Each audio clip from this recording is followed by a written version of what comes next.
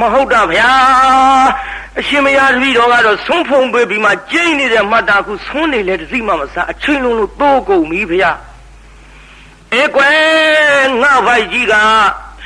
ဆုံးမစားပဲနဲ့အလိုလိုပြည့်နေလို့မကြတော့လူငယ်တွေဒီယောဂမျိုးကမစားပဲဗိုက်ပြည့်တဲ့ယောဂကိုကွယ်တခုတော့ရှိတာပေါ့ကွာဆန်9ချက်10ချက်တုန်းကမြန်ဒီယောဂမျိုးဖြစ်အကုန်တော့သက်သာတာဟဲ့တို့ကတစ်ဖက်တစ်လမ်းကသက်သာတဲ့နည်းတော့တွေ့ရတာပေါ့ကွာတရားချစ်ခင်စိတ်ကောင်းဝင်ကြကုန်သောဓမ္မအနွယ်ဝင်သူတော်တင်သူတော်ကောင်းပေါင်းတို့ခင်ဗျာကျွန်တော်တို့ဗုဒ္ဓဟောကြားမြတ်တရား channel လေးကနေဗုဒ္ဓတရားတော်များကိုတည်တံ့ခိုင်မြဲစေရန်အလို့ငါဗုဒ္ဓရောင်းဝါထွန်းလင်းစေရန်အလို့ငါဗုဒ္ဓတရားတော်များကိုပြန်ပွားစေရန်အလို့ငါဓမ္မဒါနအနေဖြင့်အစင်မပြတ်တင်ဆက်လို့ပေးသွားမှာပဲဖြစ်ပါတယ်ခင်ဗျာကျွန်တော်နဲ့အတူဗုဒ္ဓတရားတော်များကိုနာယူမတကြရအောင်ခင်ဗျာဒီလိုတရားနာပြိဿနားလည်အောင်ကြုတ်ပြောမှာပေါ့ဟောရှင်ဖရာတွေလက်ထက်တုန်းကတော့ဓမ္မစကြာတရားဟောကြတာကောင်းကင်ငှကြီးကြွတော်မူကြပါသည်ကျွတ်တို့ဖရာကြတော်မှာခြေချင်းကြွတော်မူသည်ကျွတ်တို့ဖရာကြမှာခြေချင်းကြွဂေါရမဖရာကြမှာမကြွနိုင်လို့လားဟုတ်ပါဘူးကြွနိုင်တာပေါ့ဖရာဖြစ်မှာတော့ဒါဖြင့်ဘာပြုလို့ခြေချင်းကြွမှာလဲကျွတ်ထိုက်တဲ့ဝိနည်းကိုမြင်လို့ပိဿကြီးဘာမြင်လို့ခြေချင်းကြွတာပါလဲဖရာတောင်ကောင်းဝင်ကကြွနိုင်ပါရဲ့နဲ့မကြွဘဲနဲ့တရားနာပိဿကျွတ်ထိုက်တဲ့ပုဂ္ဂိုလ်မြင်ကဖရာတောင်ခြေချင်းကြွသေးတာကျွတ်တို့ဓမ္မကတိကဘယ်လိုပြင့်မှလိုက်မယ်ဆိုလို့တော်မလားပိဿဖရာကိုယ်တော်မြတ်တောင်မှခြေချင်းကြွတော်မူလားကျွတ်တို့ကလည်းပြင့်တယ်လို့လိုက်ရမှာပေါ့ဒါကြောင့်ခုကျုပ်ဟောနေပါတယ်တရားနာပိဿတရားဟောလာတာ15နှစ်ရှိပြီကျေးနဲ့မလိုက်စရံနဲ့မလိုက်ပြင့်တဲ့ပုဂ္ဂိုလ်ရှိရင်10အိမ်15အိမ်ရှိတဲ့တောရွာလေးတွေကစကျုပ်ပင်မခံလိုက်ဟောနေပါတယ်ဒီလိုဟောနေလို့တရားကိုမဟောရမနေနိုင်လို့ဒီကိုယ်တော်ဈေးပေါ်ပေါ်နဲ့ငန်းငန်းတဲ့လိုက်နေတယ်တော့ကျုပ်ပေါ်ထင်လွဲပါနဲ့ကျုပ်စေတနာကိုစော်ကားလို့တော့မရဘူးကျုပ်အခုတရားဟောနေတဲ့တရားနာကိစ္စပုဂ္ဂိုလ်တိုင်းကျုပ်တရားကိုနာနိုင်လို့ကျုပ်တရားမှမနာပဲဟောနေပါတယ်တစ်နှစ်လုံးမနာပဲနဲ့ဟောနေတဲ့တရားနာကိစ္စလူတိုင်းနာနိုင်ပါတယ်ကျုပ်တရားကံကျွတ်တို့ကတရားပူဇော်မဲ့ပုဂ္ဂိုလ်200ဆိုးနေမယ်ဘယ်ပြင့်နိုင်တော့မန္တလေးမြို့ပေါ်ကစကိုင်းကျုပ်ကားနဲ့လာပင်ကားနဲ့ပြန်ဖို့ဆိုရင်ကားမရှိတဲ့လူကျုံပြင့်နိုင်ကားမရှိတဲ့လူမပြင့်နိုင်ဘူးတရားနာပိဿဒါကြောင့်မို့လို့အားလုံးတရားနာပိဿရေအခုတရားတော်မတွေအားတရားပြတဲ့ချိန်ခါမှာပုဂ္ဂိုလ်တိုင်းနာနိုင်လို့ကျုပ်ပြင့်နိုင်တာပါတရားနာပိဿတရားပွဲရက်မနာပဲဟောရတာပါတရားကောင်းလို့တော့ကျုပ်ပေါ်တွက်လို့မရပါဒါကြောင့်နာခြင်းသူရှိကဟောပြနိုင်ရမယ်ဒီလိုလှည့်ဟောနေဘုရားရွှေမျက်နှာတော်ကြီးကြည်ပြီးတော့ကျွတ်တို့လည်းတတ်နိုင်တဲ့လောက်နဲ့တရားတော်မတွေထံမှာအသိပေးရပါဘုရားကိုယ်တော်မြတ်ခြေချင်းကြွပြီခြေချင်းကြွတော့လမ်းမှာတရားနာပိဿရေဗုဒ္ဓဂါယာနဲ့ခရာတိကကြားပေါ့ဗျာဘလို့တွေ့တုံးဆိုတော့ကျွတ်တို့တက္ကရုံဥပကကြီးတွေ့ပါဘေးလာကြီးဘလို့တွေ့တော့တက္ကရုံဥပကကြီးဆိုတော့ဒိဋ္ဌိခိုင်းနေတာပေါ့နေမှာပေါ့မခလိကောသလတို့ပုဒ္ဒနာကတ္တဗတို့ပကုရကိစ္ဆာယနာတို့သိသိတို့ဆိုတာတွေကြားဘူးသားနဲ့အဲ့ဒီခိုင်းတွေကနေမှာပေါ့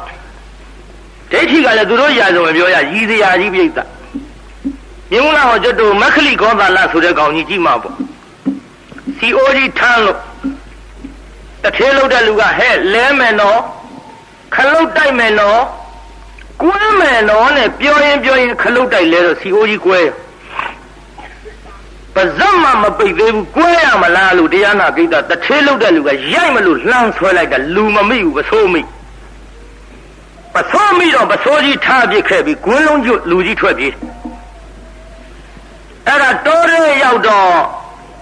လဲလန်းနဘေခြုံနဲ့ဝင်ပြီးတော့ပစိုးမပါလို့ပုံနေတာကိုဗျရှက်လို့အဲ့ဒီပစိုးမပါလို့ရှက်လို့ပုံနေတဲ့ကောင်ကြီးကိုလှဲသား900ကအကျင့်ခေါင်းမာတဲ့ဖယားဆိုပြီးအိမ်ပွင့်သွားတယ်။ကဲသူတို့ရာဇဝင်ရည်စရာကြီးပါပြောတခုတော့ရှိတာပေါ့ဗျာသူတို့ဖယားကဥစုံသေးဆိုအကုန်ဖူးရသလားမသိပါဘူး။မကြလိုက်ပုံတော့မပြောနဲ့တော့အဲ့ဒီခိုင်းတဲ့ကနေမှာပေါ့ဗျာတက္ကရုံဥပကဖယားကိုတော်မြတ်နဲ့လမ်းမှာဆုံကြတော့ဥပကကြီးလှမ်းကြည့်လိုက်ကြည်သာရှိက လာတဲ့ပုဂ္ဂိုလ်ကြီးကချင်းတည်လှပါလားဟဲ့ဥပကမင်းလေဟောဒီလောကကြီးတလောက်လှတဲ့ပုဂ္ဂိုလ်မင်းတခါမှမကြုံဘူးပါလားကွယ်လှတဲ့ဗျဘုရားကိုတပ်ပယ်တယ်တွေပါရင်ပြောတတ်ဘူးပေါ့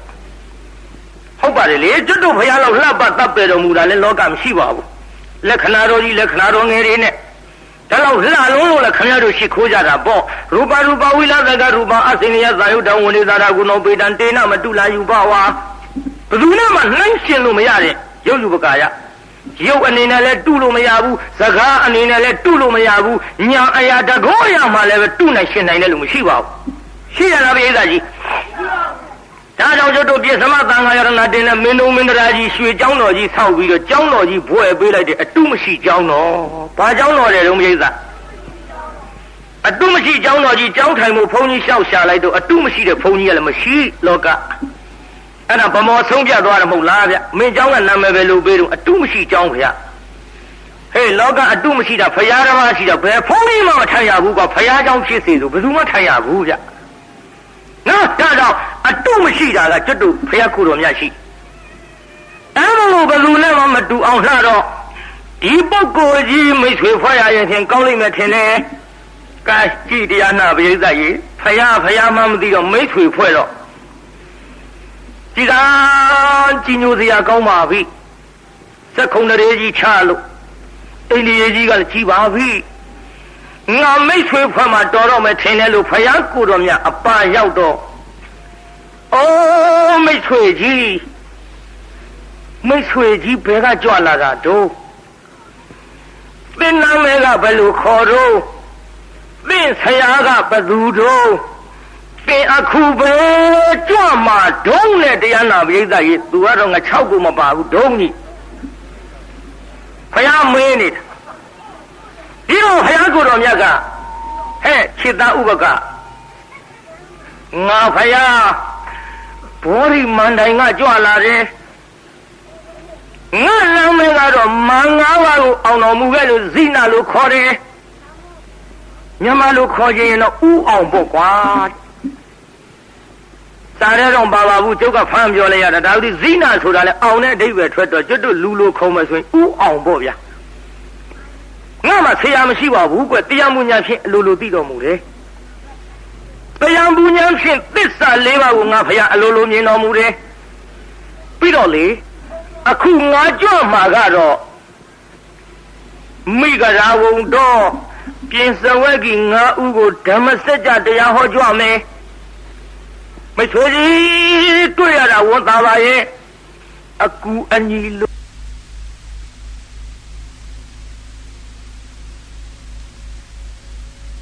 ဘုရားဘာအကူအညီပေးနိုင်မယ်ဆိုတာတော့ကျုပ်မသိဘူးပေါ့ဗျာမိတ်ဆွေကြီးကျွန်ုပ်နာမည်လည်းမှတ်ထားပါဥပကလို့ခေါ်တယ်ဘုရားကိုယ်တော်မြတ်ကသူ့သိလို့မှခြီးကျင်ကြွလာတာပြီးပြီးသားသူကခုမှနာမည်တွေပါတွေများထုတ်ပြောလို့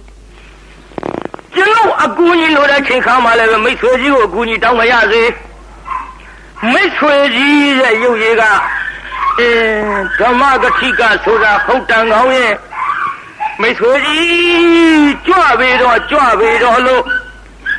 ဖယားကိုယ်တော်မြတ်ဓမ္မရဲ့တရားမသခင်တွေ့တာကိုတရားဟောပါမလျှောက်ဖဲနဲ့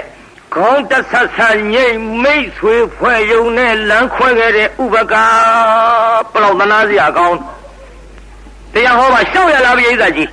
လျှောက်ဘူးကဲဖယားကြွပြီဘုရားကိုယ်တော်မြတ်ကလည်းဓမ္မစကြာတရားဟောကြွဥပကကြီးကဘယ်ရောက်တုံဆိုတော့ဝင်ကသနဘုတ်သန္တာမိမုတ်ဆိုးကြီးထံရောက်သန္တာမိမုတ်ဆိုးကြီးကသူ့ကြောင်းဆောက်ကိုးွယ်ထားမုတ်ဆိုးကြီးမှလည်းသမီးလေးတစ်ယောက်ရှိသမီးလေးရဲ့နာမည်ကစာပါတဲ့ပြိဿနာမည်ရင်းလေးတော့မှတ်ထားဖို့စာပါလို့ခေါ်ပါတယ်လက်ဖြားလေးနှစ်ဖက်လောက်လေးကိုင်းလေးလို့ကို့ပြန်ပြီးတော့အင်မတန်လှလို့စာပါဒါပတိခင်ဗျားတို့ကြားဘူးတဲ့အတိုင်းကျုပ်လည်းဟောင်းကောင်းအောင်ကျွတ်တို့ဆွနှုံးမမဆိုးပဲဝါလိုက်ကြလို့လားဟောဗျာဒါဟောင်းကောင်းမှာကထားဝါပေါ့ဗျာကြားနေရောလက်ဖက်ထုတ်တွေပါဒီနဲ့ပြောင်းမနေပါနဲ့ထားဝါပေါ့ကြားဘူးတဲ့အတိုင်းအဲ့လိုကြောက်ဆောက်ကိုးကွယ်ထားတော့မုတ်ဆိုးကြီးကဟဲ့သမီးဒီနေ့ကိုတော်ကြီးကြွလာရင်ဆုံးခယူးဆိုင်လောင်းတော့ဖေခယူးဝေးသွားစရာရှိ သမီးလေးမှားထားခဲ့ပြီးမုတ်ဆိုးခရီးထွက်သွားမုတ်ဆိုးခရီးထွက်သွားတော့ဥပကကြီးသပိတ်ပိုက်ပြီးဆောင်းကန်ကြွလာပြီပြိဿဥပကကြီးကြွလာတော့နေရာခင်းပေးပြီးဆာဝါကတဏ္ဍခပန်းမှလိမ့်ပြီးဆောင်းလောင်းမှုထွက်လာတကူဗျတဏ္ဍခပန်းမှလိမ့်ပြီးထွက်လာတဲ့ဆာဝါလဲမြင်လိုက်ရရော60ကျော်ဥပကကြီးမျက်တောင်မခတ်ဘူးဒေသကြီး60ကျော်ကြီးမျက်တောင်ခတ်သေးလားနှုတ်ခမ်းမွေးကြီးတွေသတိထားနော်အသက်ကြီးပဲဒီကျွတ်တို့ဒီအသက်ကသာကြီးတကူဗျဒါပါပဲရှင်းပြောပါဘူးကြီးကမျက်တောင်မခတ်ဘူးပြိဿရဲ့ဟေးသာဝါဟေးမေအစကငါတလောက်လှတယ်မထင်ဘူးအခုတဲလှပါလားတလောက်လှတဲ့သာဝါကလေးကိုမှမရရင်ဥပကမင်းပေးရလိမ့်မထင်နဲ့ကွယ်သွင်းလန်းသွားပြီ60ကျော်ကြီးဆုံးလည်းမစနိုင်ဘူးသပိတ်ဖြောင်းဖြောင်းအကန့်မခံနိုင်ဘူးကိုင်သပိတ်ကြီးထမ်းပွေပြီးပြန်လာရောတရားနာပြိဿတလန်းလုံးဝါလာတာတော့ပြိဿတလန်းလုံးဝါလာတာကြောက်ရောက်လဲဝါတော့ညောင်ဆောင်ခြေချင်းသပိတ်ကြီးချပြီးညောင်ဆောင်ပေါ်အာရမောက်တတွတ်တွတ်နဲ့ဘေးကကြာစိတ်ပရိစိတ်တွေအောင်းမိမှာ तू ကတော့ဘယ်ဟုတ်မလဲဗျာသာဝါဘယ်စိတ်ပရိမှမစိတ်ဘူးသာဝါစိတ်အတော်ဒုက္ခဖြစ်နေပြီဒီလိုသာဝါစိတ်နဲ့ဆွမ်းနေစိတ်မှမစားဘူးပြိဿမုတ်ဆိုးကြီးကလည်းတော်တဲ့ကပြန်လာငါဆရာတော်ကြီးဝင်ဖူးပြီးမှအိမ်ပြန်လာကောင်းတယ်ဆိုပြီးကြောင်းအောက်ရောက်ပါရောဗျာကြောင်းအောက်ရောက်တော့ဥပကကြီးညီးနေတာကြားဥပကကြီးညီးနေတာကြားတော့ငါဆရာတော်ကြီးနေမကောင်းဘူးထင်တယ်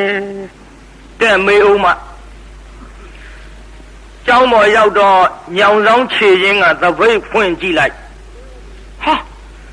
ဆုံးနေလေတစီမှမစားပါလားအတော်နေမကောင်းတာနဲ့တူရဲ့အတော်နေမကောင်းတာနဲ့တူရဲ့လို့ခြေချင်းကြကြနာနာဒူးတုတ်ထိုင်းလို့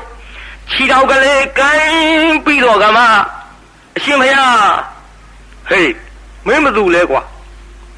ဒီတော့မဟုတ်ဆိုးဗျာဘာကိစ္စ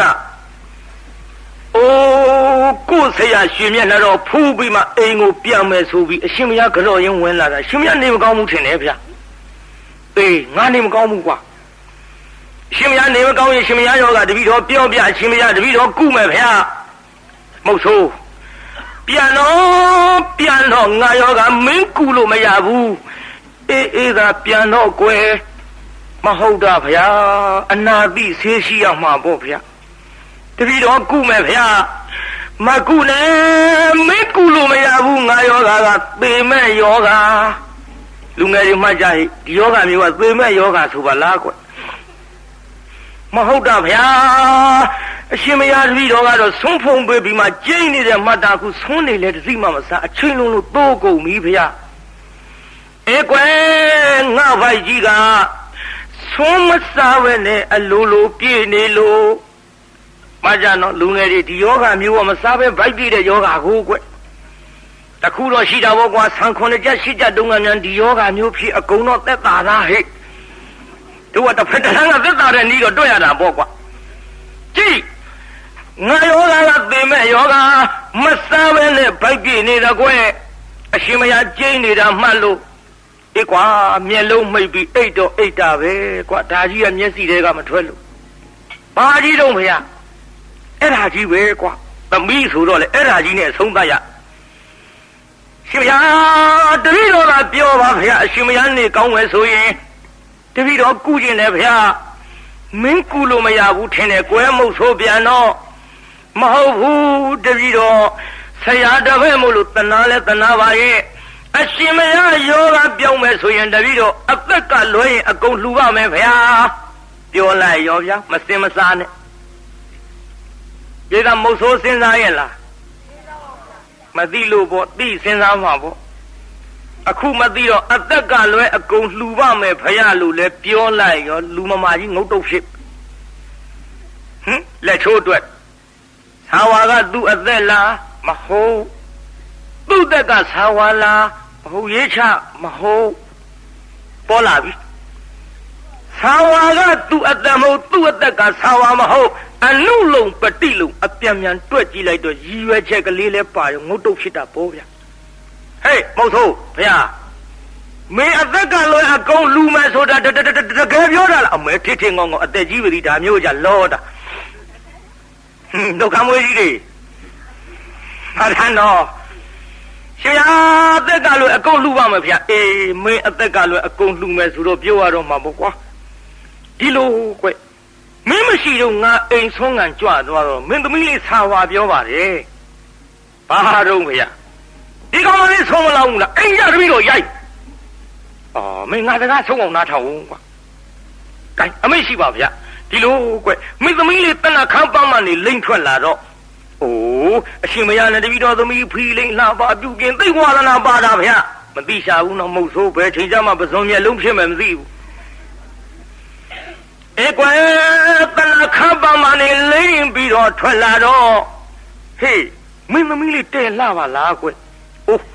新梅呀，那这边都个咱没收都个宝贝山有的牛拉的片，地下屋那没收。哎，怪没得米哩拉隆的，我谁天嘛？哦，地比单咯，新梅呀谁天嘛？这回俺西比天那片，这回俺西比天那不都咱都没东片？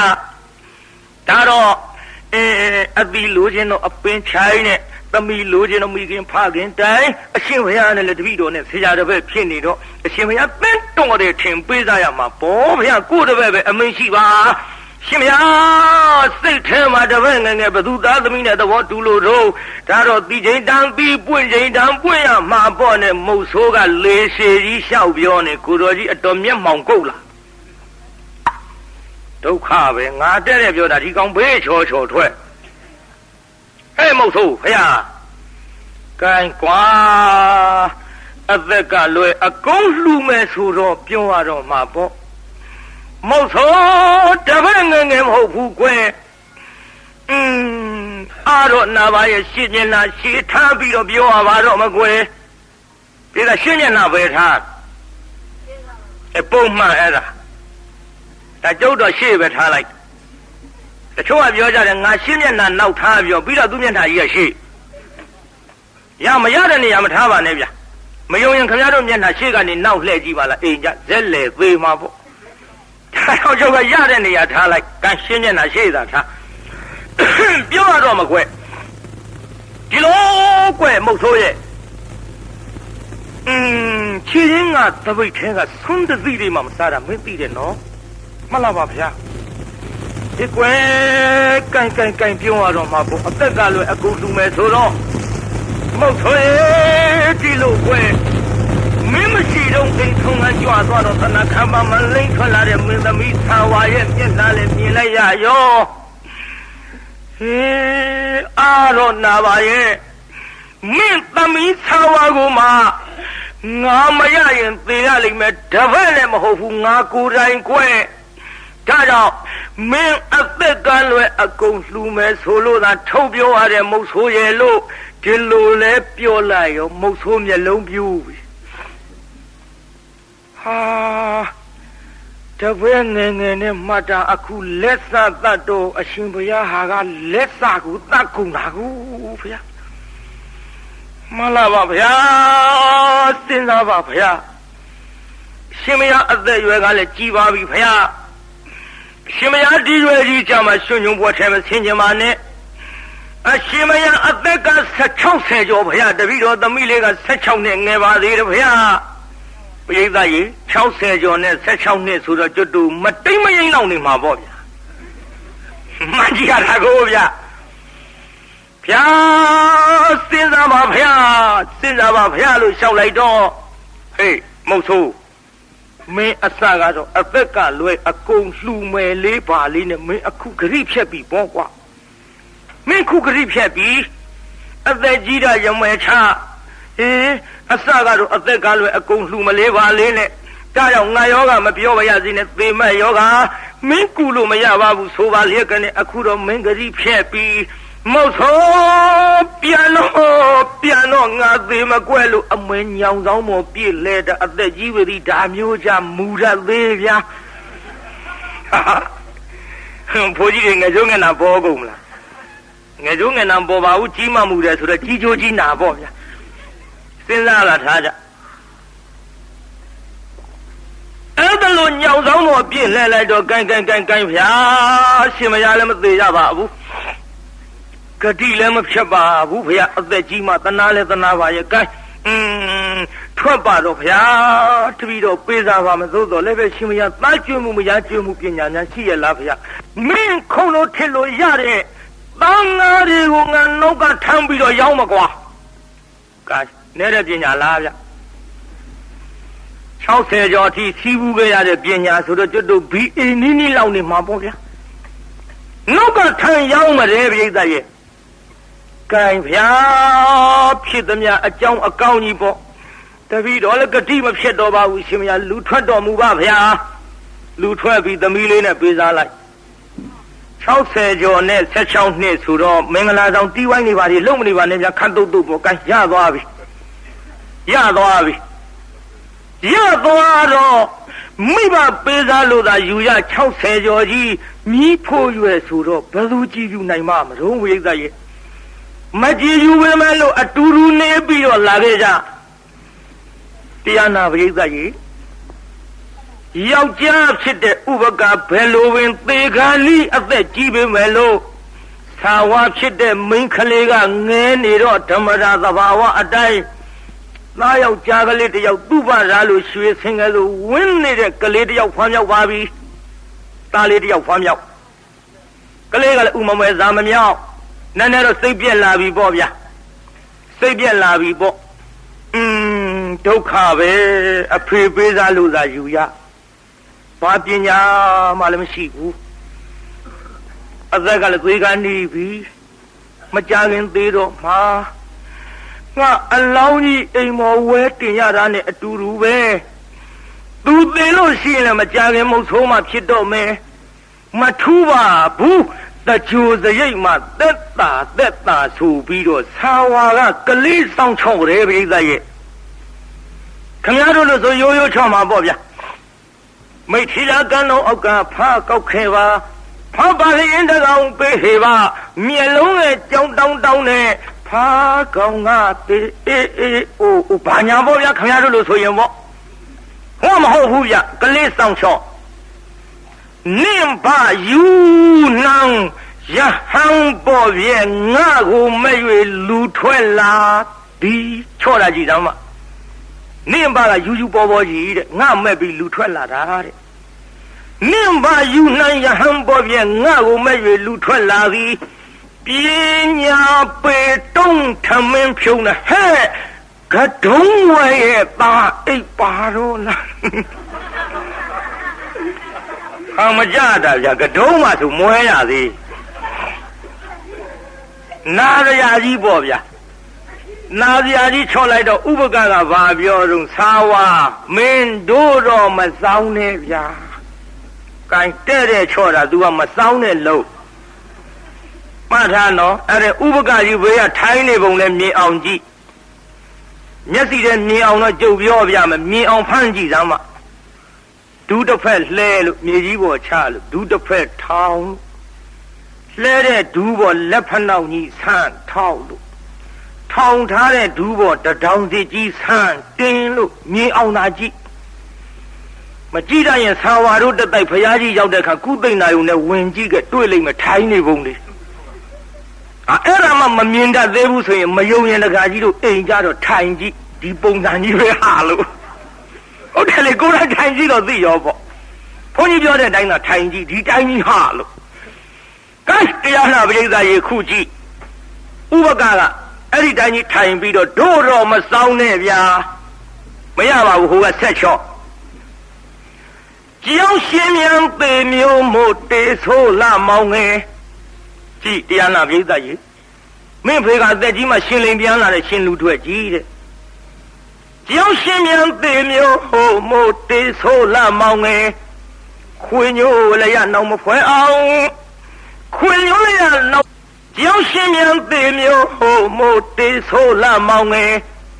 ခွေညိုလည်းရနောက်မဖွဲအောင်ခွေညိုလည်းရနောက်မဖွဲအောင်သာဝါတော့ဘုန်းကြီးမှတ်နေအောင်မယ် ကျုပ်ကကိုယ်စလဲပြောပြနေတာရောင်းလဲလဲငိုအောင်ပွင့်ရင်နဲ့ခွေကြမှာကျင့်သိက္ခာကျိုးပြတဲ့သားသာ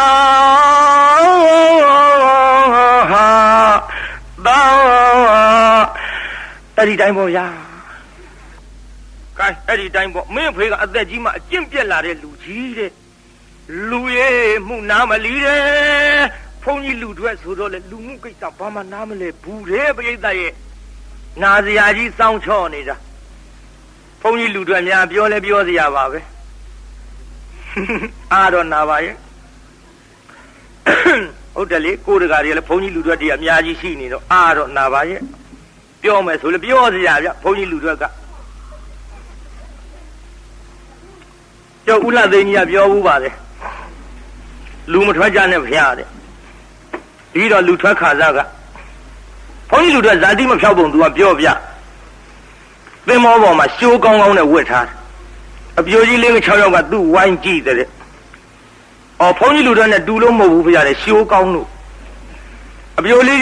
အပြိုကြီးပါလေလွယ်ကုန်ပါဟုတ်တယ်ခန္ဓာမနဲ့သင်္ဘောနဲ့ကုန်းပေါင်ပေါ်အလဲကောင်ကြားတဲ့အကျော်တဲ့အဖွားကြီးညမှဆိုရင်လူအပေါ်ကသူကရှိုးနဲ့လှမ်းអော်လိုက်တက္ကမလေးနောက်ဆုံးညမယ်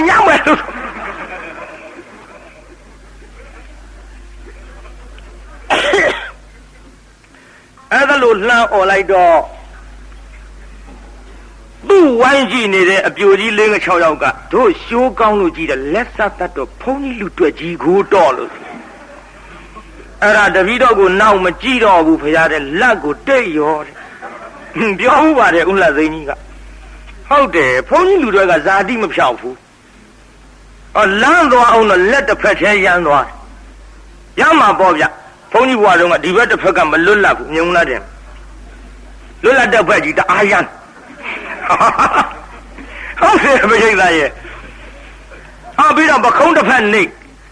ဘုန်းကြီးလူတွေသေချာကြီးနေရောပေါ့ဗျဘုန်းကြီးဘွားတုန်းကတစ်ဖက်ကဝန်ထမ်းထားရခင်ဗျားတို့အင်ကြီးလူအပြည့်စုံမဟုတ်ဘူးတစ်ဖက်ကဘာမှမပေါ့တစ်ဖက်ကအပြည့်ထမ်းရဒါကြောင့်မို့လို့တရားနာပြည်သားလက်တစ်ဖက်ရံပခုံးတစ်ဖက်နေသမင်းစားပြန်တော့လူဘွားရောက်လဲတင်မလင်ကိုရသိပ်ဖြတ်တာမဟုတ်ဇာတိကဒီထဲတရားနာပြည်သားဟင်းလာလိုက်လို့ရှိရင်ဘုန်းကြီးလူတွေကအကပ်ပြတ်မှကြောက်လို့ဇပွဲကိုင်းထားသေးအားတော့နာပါရဲ့မဟုတ်ဇာတိမဖြောက်တာပြောတာ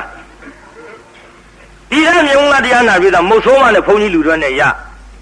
တကယ်ဆိုအသာထိုင်မစားဘူးမုတ်ဆိုးမှလည်းယူထားသေးအနန္တဟိုကဟင်းလာပြီးတော့ပကံလားတင်တော့ဘာပြောတော့ဟာဓကမကတ်ဒီတော့ဟိုကလည်းမုတ်ဆိုးမှဆိုတော့သေခြင်းဆိုအရင်လင်မကတ်ဖဲနင်းငါဘာပြုလို့ကတ်ရကုန်ကိုကားရဖြစ်ကုန်ဇာတိမဖြောက်တာပြောပါစေဘုန်းကြီးလူတွေကြောင့်ပြောကုန်မှမဟုတ်ဘူးမကုန်မေးပြောအောင်မယ်နောက်ဆုံးညပဲဗျာစက်မိလို့ပြောတာကျုပ်ကလည်းစက်မိတာတော့ပြောမှာငွေလူမဲ့လူတွေလည်းအိမ်မနေကြနဲ့လှူလက်ကြအောင်တပွဲဟုတ်တယ်ကျုပ်ဒီတိုင်းကြီးလည်းပြစ်မထားကြနဲ့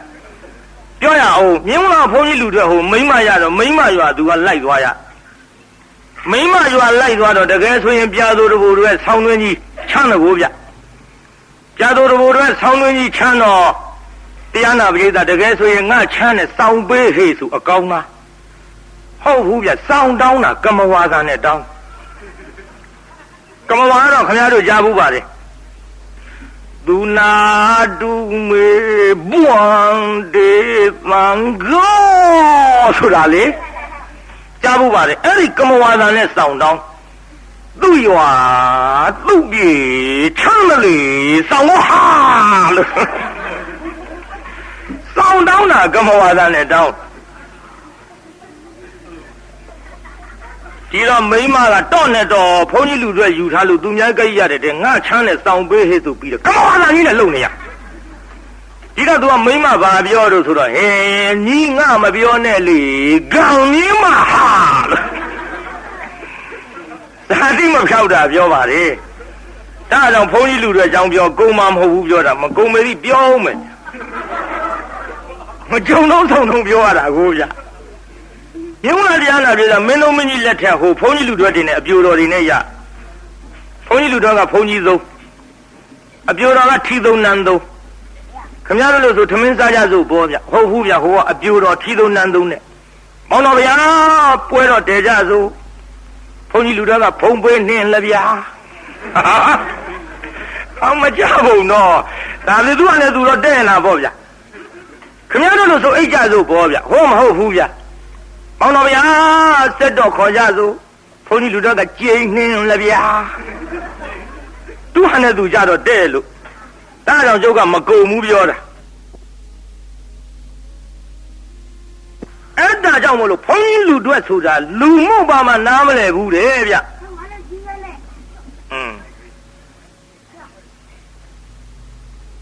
ငိမ့်ငိမ့်ကွာစကားမပြောနဲ့ဟိအဲဆက်လိုက်ကြစို့လူရဲ့မှုနာမလီတဲ့ဆာဝါကလူရဲ့မှုနာမလီမြောဝတိထင်ရှာဝဟာ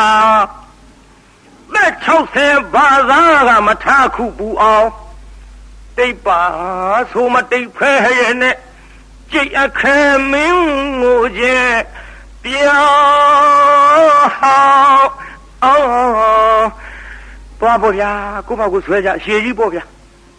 နော်ဘုန်းကြီးဆိုတော့ဒီလောက်ကောင်းတယ်ကြည်ရခဲမင်းကိုချက်ပြောင်းပခက်တလုံးနဲ့စက်အောင်ညောင်းမှာပခက်နဲ့ချော့လို့လည်းမပြော့နှုတ်ချူတိုက်ကျွေးလို့လည်းမအေးမင်းဆွေးလှပူလှကြည်လာရဲ့လို့ပခက်တလုံးနဲ့စက်အောင်ညောင်းမှာမျက်လုံးကြောင်ကျဲနှဖူးရဲ့လေနွယ်လူမူရဟံမုံစေဖို့ဖန်ဘုန်းကြီးလူတွေဆိုတော့နှဖူးကျဲကြီးနဲ့တဲ့မျက်လုံးကကြောင်တောင်တောင်းနဲ့မင်းကြီးရတာဘလူးရုပ်ပေါက်နေတာပဲပေါ့ဗျာနာစရာကြီးချော့တယ်ဥပကာကမင်းတို့တော့မဆောင်နဲ့ဗျာဟိုကချော့တော့နွယ်လူမူရဟံမုံစေဖို့ဖန်မနှိမ့်တဲ့ငချိတ်ဆန်းရဲ့မင်းကတိကတနိုင်မုံကလေကောက်ညင်းတောင်ရိုးရိုးမဟုတ်ဘူးအယောင်မဟန်နဲ့ငချိတ်ဆန်းလေဗျမနှိမ့်တဲ့ငချိတ်ဆန်းရဲ့တပိတ်တံမင်းကိုနင်းလေမင်းကိုသာဖုံးကြီးလူတွေသားမှုတပိတ်တံပါတယ်အဲနာစရာကြီးတွန်းချော်တော့ဟေးသာဝါမင်းတဲဆောင်ပါလားငယ်ငယ်ရွယ်ရွယ်နဲ့မင်းတခုလက်တလင်ဝါဖြစ်ချင်မလားငါမိတ်ဆွေကြီးဇီနာရှိသနော်ငါမိတ်ဆွေထံငါသွားလိမ့်မနော်